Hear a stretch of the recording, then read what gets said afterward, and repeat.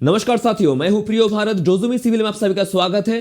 Subscribe कीजिए और bell icon को जरूर प्रेस करके डोजुमी सिविल का हर एक क्लास का वीडियो आपके पास पहुंच जाए। साथियों, आज बिल्डिंग मटेरियल्स का ये फर्स्ट क्लास होने जा रहा है। इसके बाद बिल्डिंग मटेरियल्स के सारे चैप्टर्स को कवर किए जाएंगे और इससे पहले इरिगेशन सर्वे का क्लास हो चुका है, जिसका लिंक आप डिस्क्रिप्शन में जाकर देख सकते हैं। साथियों, आज शाम को 6 बजे जो मॉक टेस्ट होगा, मॉक टेस्ट का लिंक ऑनलाइन हो जाएगा और मॉक टेस्ट को अटेंड करने के लिए, फ्री मॉक टेस्ट को अटेंड करने के लिए आप डिस्क्रिप्शन में दिए हुए फेसबुक पेज को फॉलो कर लीजिए डोजुमी का। वहां पर वो लिंक दे दिया जाएगा और शाम को जो 6 बजे क्लास होंगे वहां पर भी वो लिंक दे दिया जाएगा। तो साथियों, चलिए क्लास की तरफ बढ़ते हैं।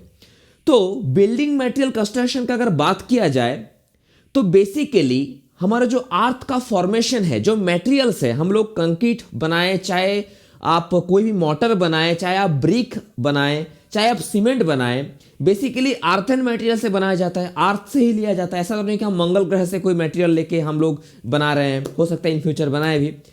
तो बेसिक जो रॉ मटेरियल है वो है रॉक। क्या है? रॉक, यानी कि पत्थर। पत्थर जो है वो मेरा बेसिकली फर्स्ट मटेरियल है जो कि अर्थ से हम लोग काम में लेते हैं।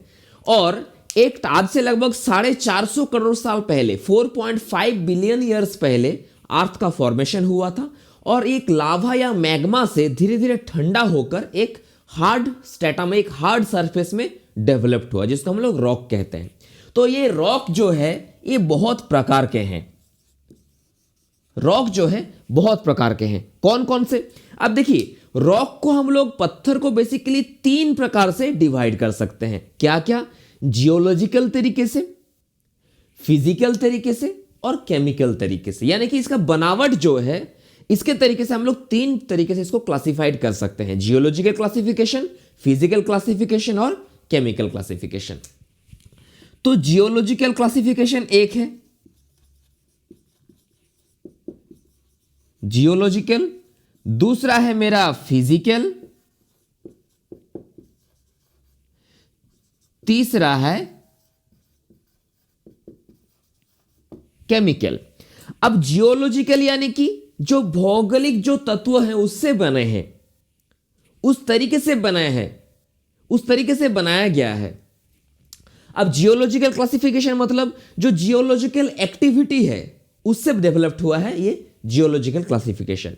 तो जियोलॉजिकल क्लासिफिकेशन का अगर बात किया जाए तो ये बेसिकली ये भी 3 प्रकार का है। पहला है इग्नियस रॉक, दूसरा है सेडिमेंटरी,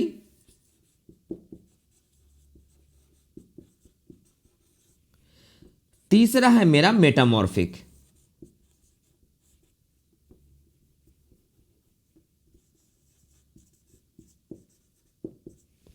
तो बेसिकली जियोलॉजिकल तरीके से रॉक को 3 तरीके से हम लोग डिवाइड कर सकते हैं: igneous rock, sedimentary rock, metamorphic rock.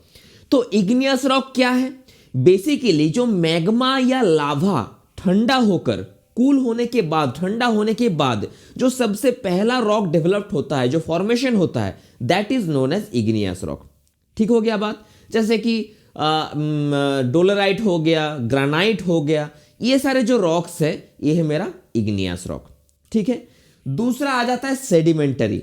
अब देखिए, मैं हर क्लास में एक चीज बोलता हूं कि आप कोई भी शब्द का अगर अर्थ आपको पता है तो आपको उस मैक्सिमम 90% कंसेप्ट वहीं पर आपको क्लियर हो जाएगा। जैसे कि सेडिमेंटरी रॉक, सेडिमेंटरी वर्ड कहां से आया? सेडिमेंट से। सेडिमेंट यानी कि जमा होना, धीरे धीरे जमना।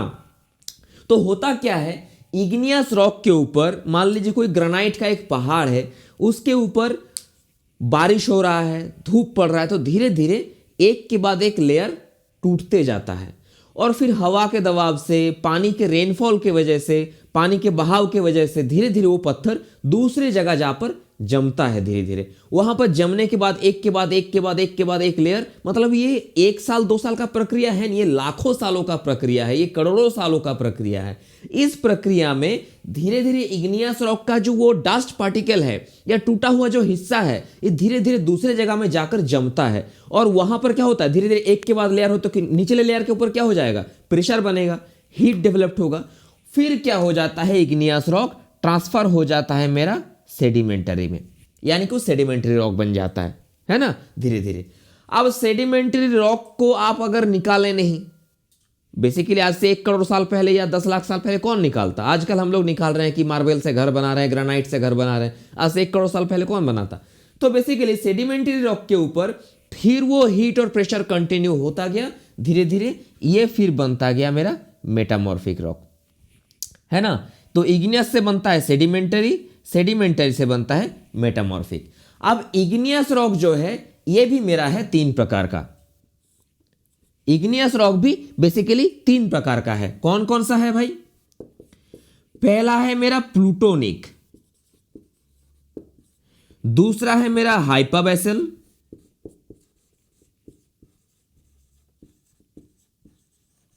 और तीसरा है मेरा वॉल्केनिक। तो सवाल यह है कि प्लूटोनिक है क्या, हाइपाबेसल क्या है, वॉल्केनिक क्या है? तो देखिए मैं बताता हूं। प्लूटोनिक यानी कि जो मैग्मा, आप लोग लावा इरप्शन देखे होंगे जहां से वॉल्केनो लावा इरप्ट होकर बाहर आ जाता है जमीन के ऊपर। तो बेसिकली प्लूटोनिक क्या है?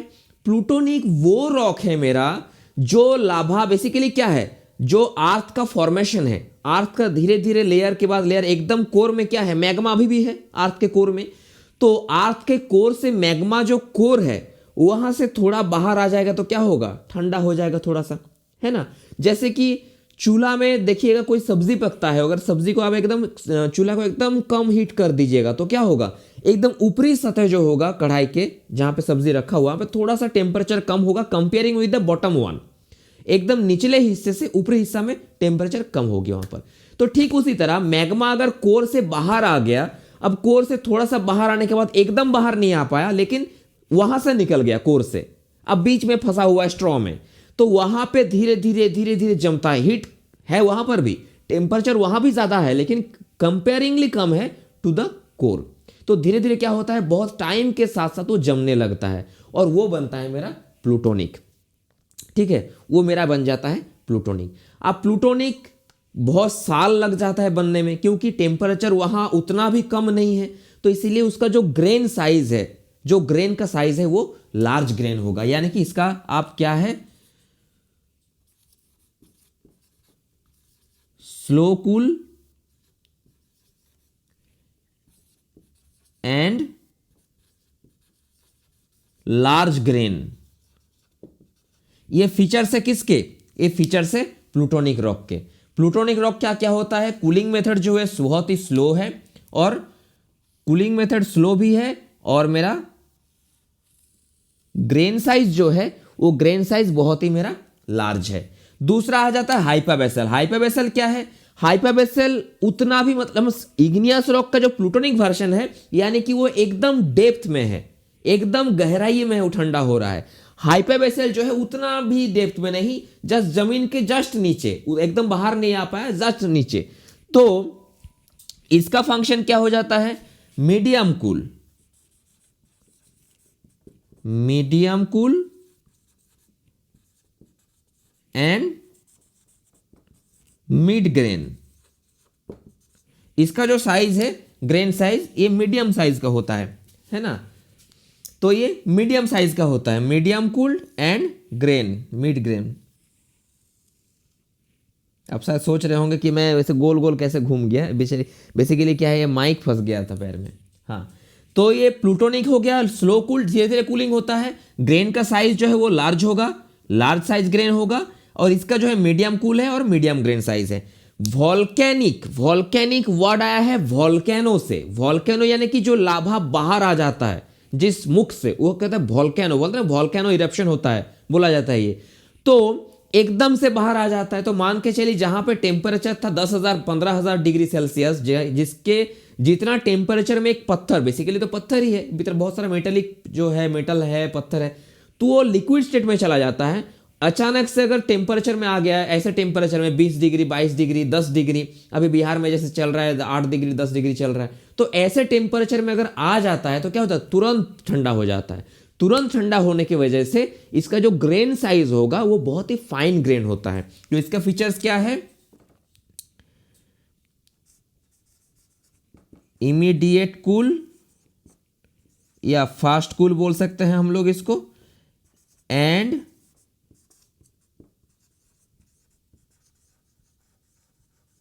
फाइन ग्रेन, ग्रेन साइज जो है बहुत फाइन होता है, बहुत महीन ग्रेन होता है ये।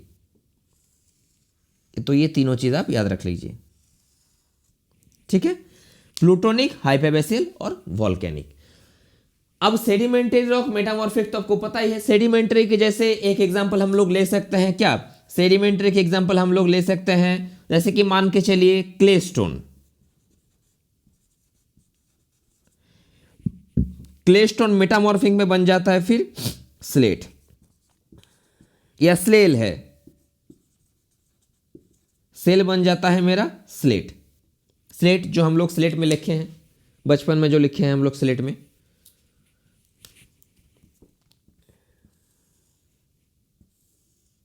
ये बन जाता है फिर स्लेट, ठीक है। तो बेसिकली ये जियोलॉजिकल क्लासिफिकेशन है। अब फिजिकल क्लासिफिकेशन का अगर बात किया जाए, फिजिकल यानी कि जिसका जो देखा देखिए ऊपर एक बनावट देख के आप बता सकते हैं कि 3 तरीके का रॉक है।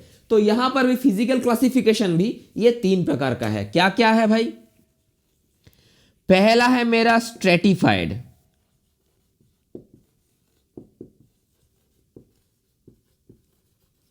दूसरा है अनस्ट्रेटिफाइड,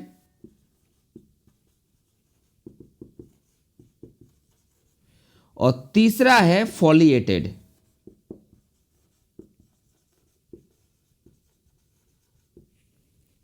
है ना, स्ट्रेटिफाइड, अनस्ट्रेटिफाइड और फॉलिएटेड। स्ट्रेटिफाइड रॉक है क्या?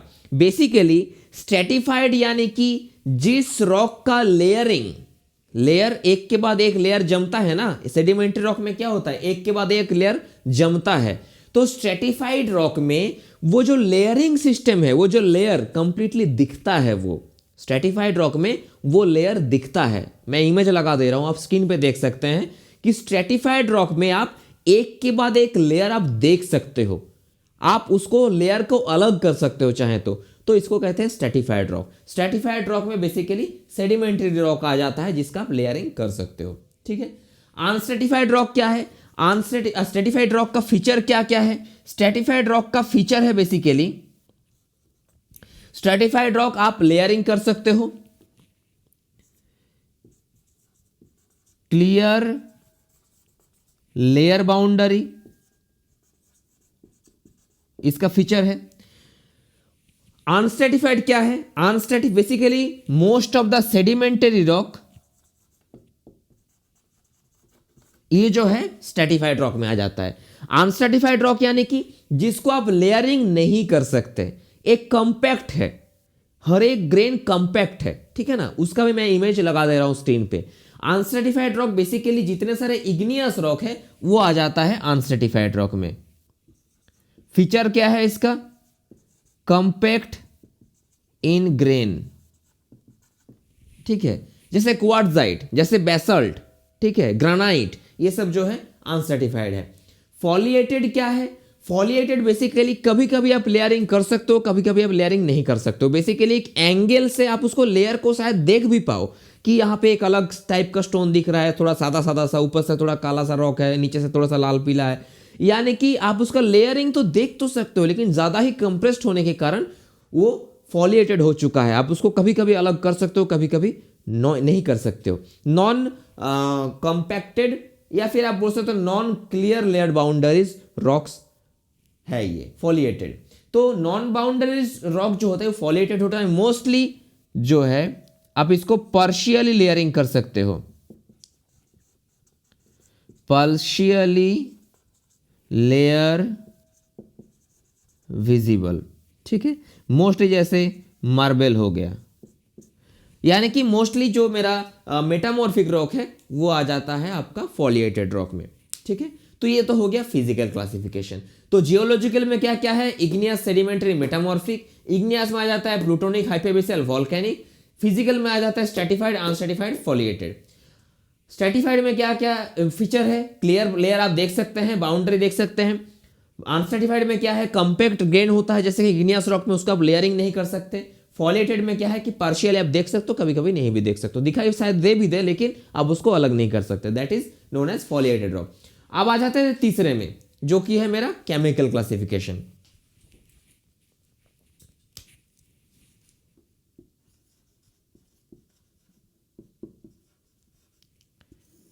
Chemical classification.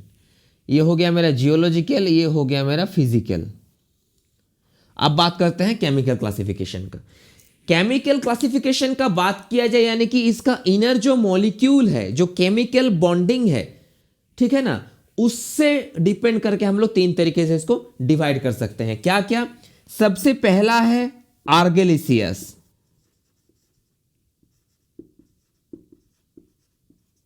दूसरा कौन सा है? कैलकेरियस, तीसरा कौन सा है? सिलिसियस।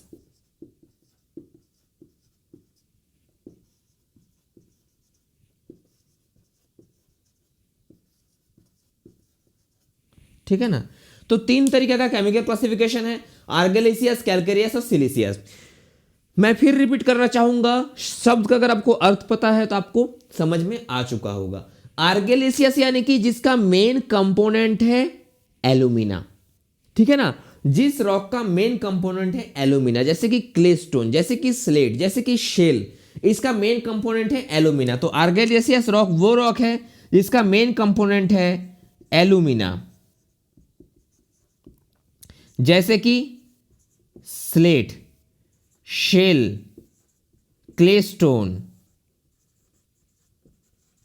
ये सब आर्गेलिसियस रॉक का एग्जाम्पल है। कैलकेरियस रॉक कौन सा है?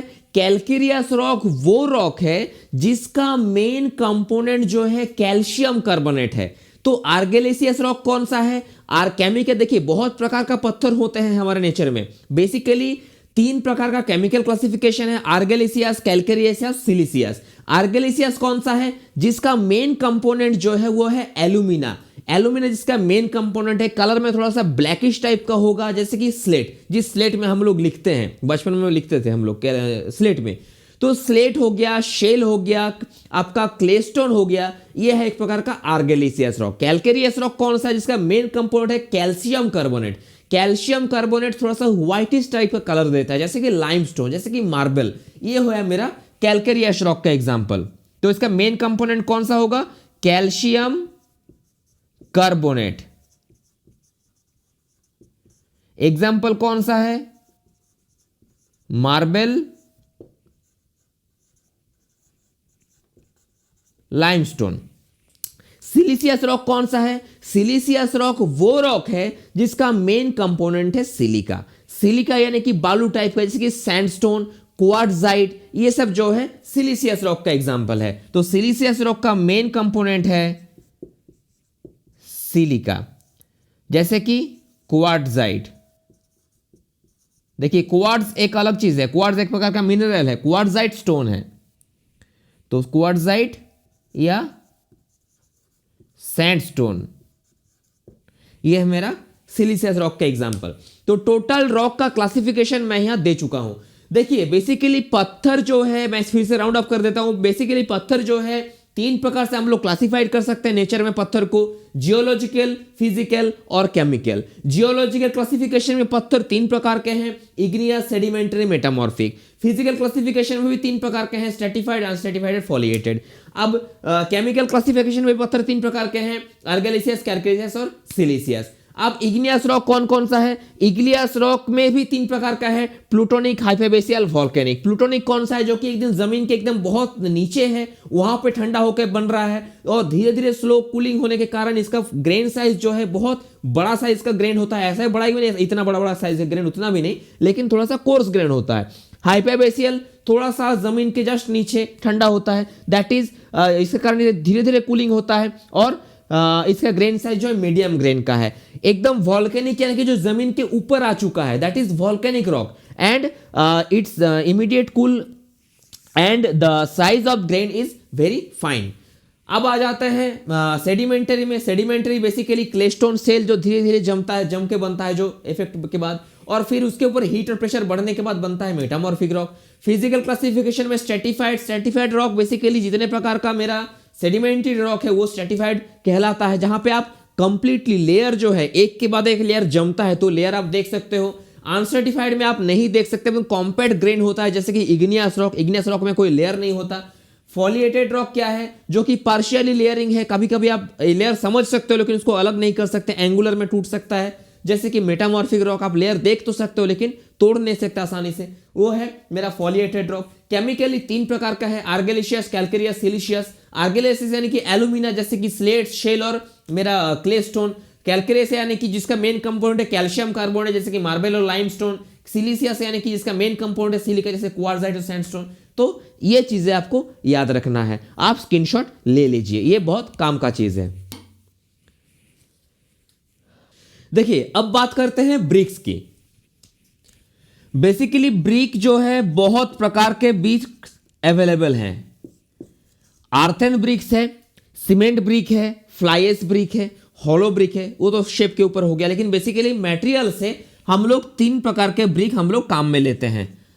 आर्थेन ब्रिक जो रेड ब्रिक भी कहते हैं इसको, दूसरा है मेरा सीमेंट ब्रिक, तीसरा है फ्लाई एश ब्रिक, और भी बहुत प्रकार के हैं लेकिन बेसिकली 3 प्रकार के हम लोग काम में लेते हैं। अब आज बात करेंगे हम लोग आर्थेन ब्रिक्स के ऊपर। तो आर्थेन ब्रिक्स बेसिकली आप लोग किताब में पढ़े होंगे कि इसका साइज होता है 190 millimetre into 90 millimetre into 90 millimetre. Basically जो आर्थेन ब्रिक्स है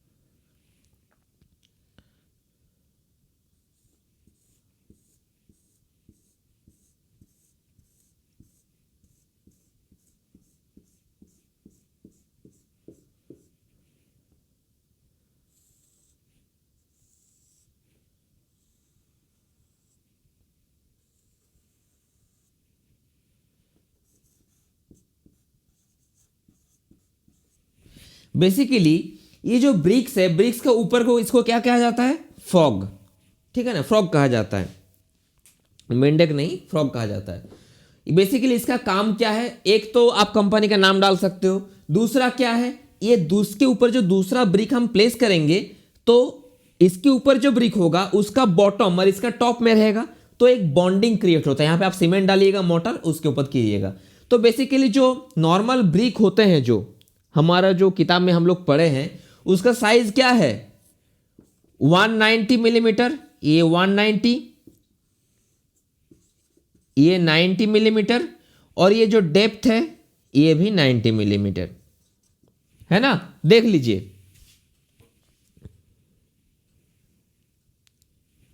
तो बेसिकली ये स्टैंडर्ड साइज है, ये स्टैंडर्ड ब्रिक कहलाता है।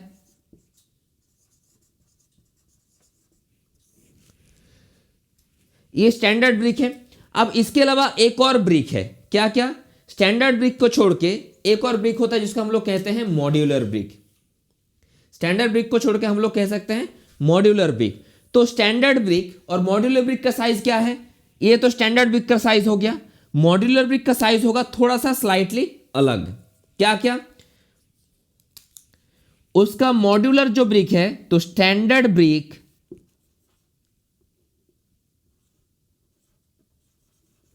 स्टैंडर्ड का साइज है 190 इंटू 90 इंटू 90 मिलीमीटर में। मॉड्यूलर ब्रिक का जो है उसका साइज होता है 230 इंटू 115 इंटू 75 mm। 230 मिलीमीटर लंबाई, 115 मिलीमीटर चौड़ाई और 75 मिलीमीटर गहराई। तो ये है इसका साइज। अब बात करते हैं कि ब्रिक में कौन सा मटेरियल रहता है, यानी कि ब्रिक में क्या क्या मटेरियल रहता है, उसका काम क्या है। तो बेसिकली देखिए, मेन कंपोनेंट बेसिकली ब्रिक में 5 होता है। क्या क्या? पहला है सिलिका, दूसरा है एल्यूमिना, तीसरा है लाइम, चौथा है आयरन ऑक्साइड, पांचवा है मेरा मैग्नीशिया। ठीक है, बेसिकली 5 कंपोनेंट मेरा कंपलसरी है। तो बेसिकली सिलिका कितना प्रतिशत रह सकता है? सिलिका रहता है 50 से 60%। एल्यूमिना कितना रहता है? 20 से 30%। लाइम रहता है 2 से 5%। आयरन ऑक्साइड रह सकता है मैक्सिमम 7%। मैग्नीशिया रहता है मैक्सिमम 1%। अब सबका काम क्या है ये भी हमको समझना जरूरी है, क्योंकि अगर काम नहीं समझेंगे तो ज्यादा डाल देंगे तो फिर भी दिक्कत है। क्या क्या? सिलिका का काम है एक प्रॉपर साइज प्रोवाइड करना, एक शेप साइज प्रोवाइड करना, ठीक है ना। सिलिका का वो काम है, साइज प्रोवाइड करना, एक प्रोपर साइज प्रोवाइड करता है सिलिका। और मेन काम है ये, ज्यादा होने पर क्या हो जाता है? Lose loss cohesion.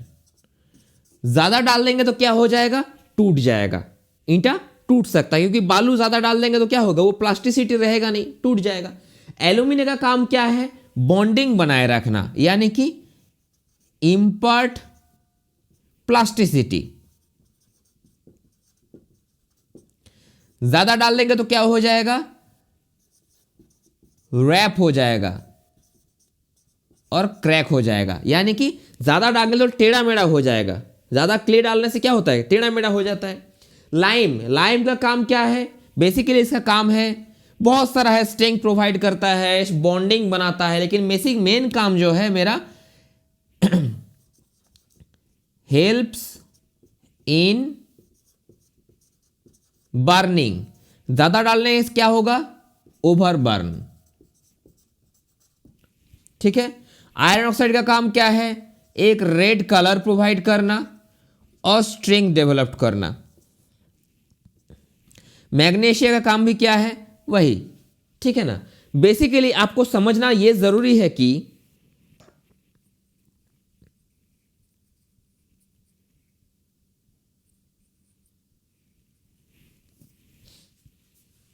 ठीक है ना। तो मैग्नीशिया का काम क्या है? मैग्नीशिया का काम है एवॉइड श्रिंकेज, श्रिंक करने से रोकता है ये, ठीक है। ज्यादा डाल देंगे तो क्या हो जाएगा? डीके हो जाएगा, टेढ़ा मेढ़ा हो जाएगा। तो बेसिकली सिलिका का काम बहुत सारा है, थोड़ा सा स्ट्रेंथ भी डेवलप करता है, प्रॉपर साइज मेंटेन करता है, ठीक है ना। श्रिंकेज को रोकता है, ओवर पानी डाल दिए उसको मैनेज करता है, लेकिन बेसिकली काम है यानी कि मेनली साइज प्रोवाइड करता है। ज्यादा डाल देंगे तो क्या हो जाएगा? टूट जाएगा, लूज कोहेशन टूट जाता है, क्योंकि सैंड आपको पता है कोहेशनलेस मटेरियल है। एल्यूमिनियम क्या करता है? एक प्लास्टिसिटी प्रोवाइड करता है, 20 से 30% रहता है। इंपर्ट प्लास्टिसिटी ज्यादा होने क्या होगा?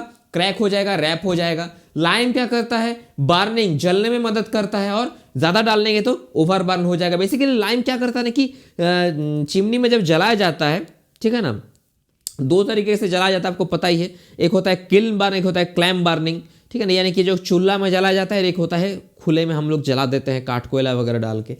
तो लाइम बेसिकली जलने में मदद करता है, लेकिन जो सिलिका है सिलिका को फ्यूज कर देता है, लेकिन ज्यादा डाल देंगे तो क्या हो जाएगा? ओवर बर्न हो जाएगा, टेढ़ा मेढ़ा हो जाएगा। आयरन ऑक्साइड रहता है 7%, जो कि रेड कलर के रिस्पॉन्सिबल है, स्ट्रेंथ भी डेवलप करता है। मैग्नीशिया क्या करता है? सिंकेज को अवॉइड करता है, और ज्यादा होने पे डीके होने की संभावना है, बना हो रहता है। तो देखिए अब बात करते हैं कि टाइप्स ऑफ ब्रिक के बारे में, कितने प्रकार का क्लासिफिकेशन है। तो बेसिकली देखिए, बेसिकली ब्रिक्स जो है, पहला है फर्स्ट क्लास, दूसरा है मेरा सेकेंड क्लास, तीसरा है मेरा थर्ड क्लास, चौथा है मेरा ओवरबर्न।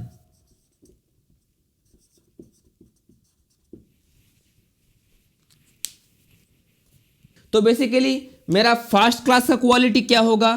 फर्स्ट क्लास अच्छा रेड कलर का होगा।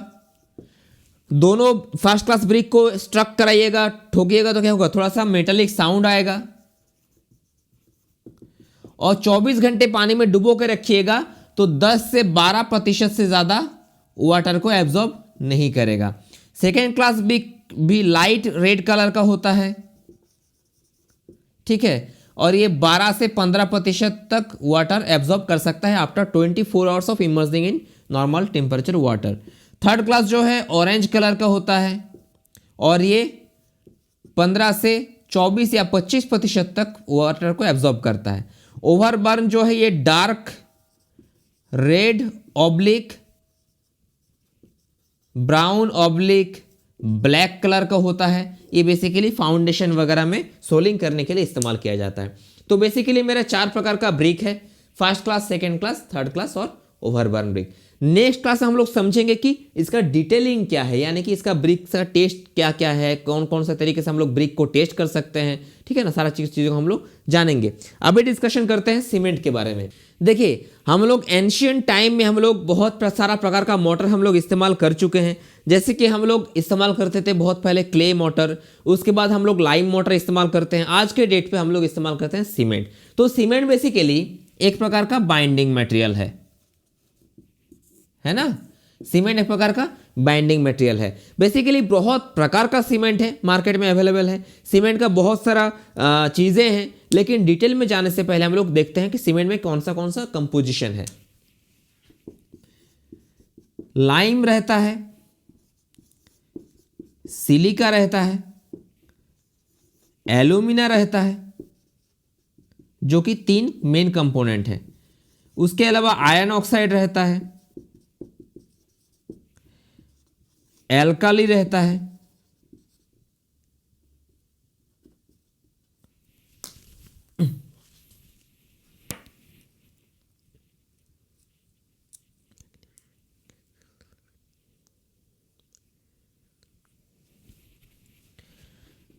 मैग्नीशिया रहता है, सल्फर रहता है।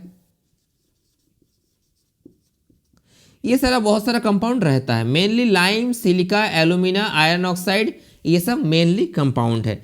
लेकिन इसके साथ साथ आपको एक चीज़ और जानना ज़रूरी है, एक दिन में तो ख़त्म नहीं होगा ये। नेक्स्ट क्लास हम लोग सीमेंट के बहुत सारे टेस्ट के बारे में क्या क्या एडवांटेज है, क्या क्या डिसएडवांटेज है, कौन से प्रकार का सीमेंट की सब डिस्कशन करेंगे। लेकिन बेसिकली अगर फिजिकल के साथ साथ हम लोग केमिकल एनालिसिस करें तो वहाँ पे हमको क्या मिलेगा, वहाँ पे हमको मिलेगा बॉक्स कंपाउंड।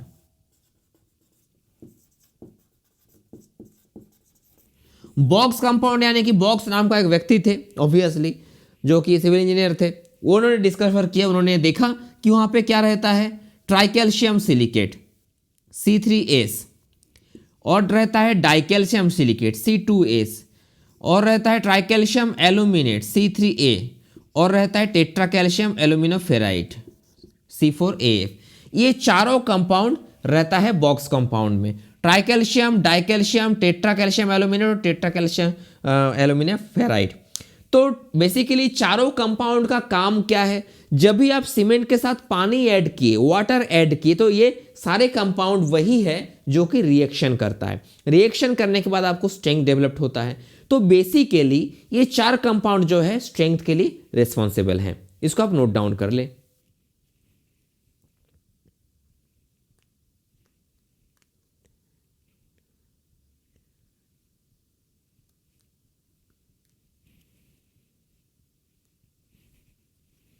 तो बेसिकली C3A जो है, ये जैसे आप पानी ऐड किए, ये इनिशियल शेड के लिए, इनिशियल स्ट्रेंथ के लिए रिस्पॉन्सिबल है।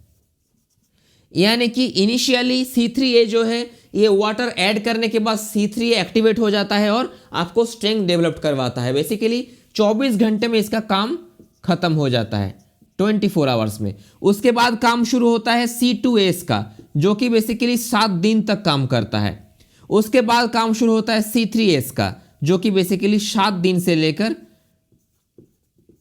1 साल तक काम करते रहता है। ठीक है, तो बेसिकली स्टेपिंग है। C4AF जो है, ये बर्निंग में, जब सीमेंट आप बना रहे हो, 1400 डिग्री सेल्सियस टेम्परेचर चाहिए होता है सीमेंट को बर्न करने के लिए।